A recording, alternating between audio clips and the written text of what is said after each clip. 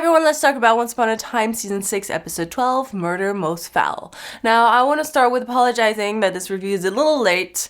I was feeling a little bit under the weather, and you could probably still hear it in my voice. But I'm feeling better, so I can talk about the episode. So let's start with some quick thoughts. I was a little frustrated with Emma because she didn't tell her family, once again, that her fight with Gideon wasn't really the vision that she had. Unless she's not realizing that that wasn't her vision, because that wasn't it. So everybody's celebrating, thinking, yay, you know, we defeated it, or you defeated him, it's great, you're not gonna die. And I'm thinking, well, I mean, the vision still hasn't come to pass, so I feel like everybody's kind of celebrating early. But I think I wasn't really clear as to whether she really believes that she defeated her vision, or if she's just not telling them again. And then in which case I'm like, Emma, haven't you learned anything?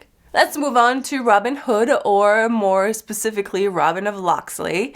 I think if there's something that we did find out in this episode is that he really isn't our Robin Hood.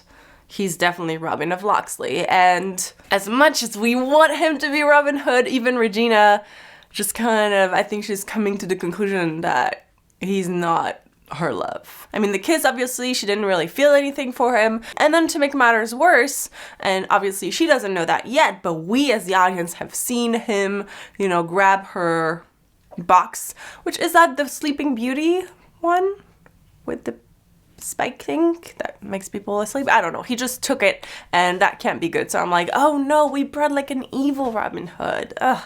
I guess that's how we'll feel okay with him leaving, because we'll be like, well, he's not our real Robin, so it's okay, you can go. But I'm still sad because I kind of hope that he might stick around. I know they said he wasn't going to stick around, but I still had hope he was going to, and they just lied to us. So now let's talk about David. Now, David was the main focus of this episode, which I actually quite enjoyed, and most of all, I enjoyed the David and Hook team. And especially when they're making the potion and they're like, make a 360 turn. And they're like, do you think they mean the potion or us? Let's just do both to be sure. That to me was the best part. I was like, oh, they're bonding, sort of, you know, apart from the fact that David kind of cuffed Hook to a bench so he wouldn't prevent him from killing his dad's killer, but you know, it was some sort of bonding. I think it was kind of nice also to get to see a little bit of David's childhood. We found out more about how he came to be separated from his brother, James. Of course, Rumpel had his hands on it, because who else? I did find it kind of sad in a way that the child that ended up being the prince was the result of a coin toss. That was bad luck for James. And I think in a way it also made us feel for James a little more, because when his father finds him on Pleasure Island, he definitely doesn't want to go back to being the prince, and he doesn't like the king. And now you're understanding a little more why he's such a douche, I guess. Not that it excuses his behavior, but you're just kind of like, oh, poor thing, you know? If he hadn't been sold to the king, he probably would have been another David, you know? So now, speaking of Pleasure Island, Hook talked about the fact that Pleasure Island had dealings with Neverland, and that actually makes me want to let you know about a really cool theory that Theorizer came up with connecting Neverland to the Black Fairy. So if you want to check out some of his thoughts about that, which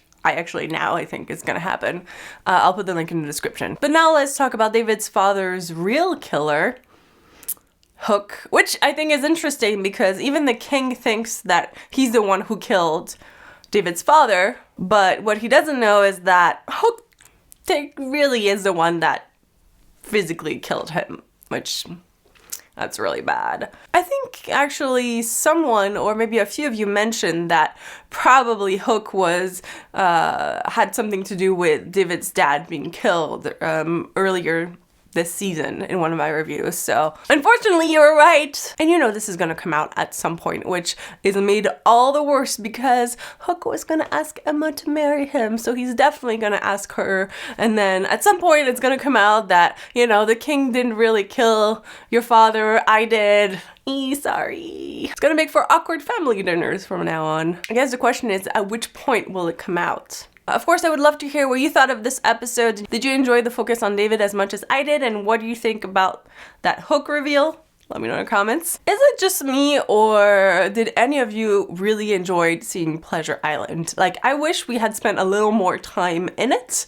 It seemed like they had a lot of fun games. I mean, this is called Pleasure Island. I was like, oh, can we like explore? It's kind of a cool setting. Can we just go back and hang out a little bit? Please?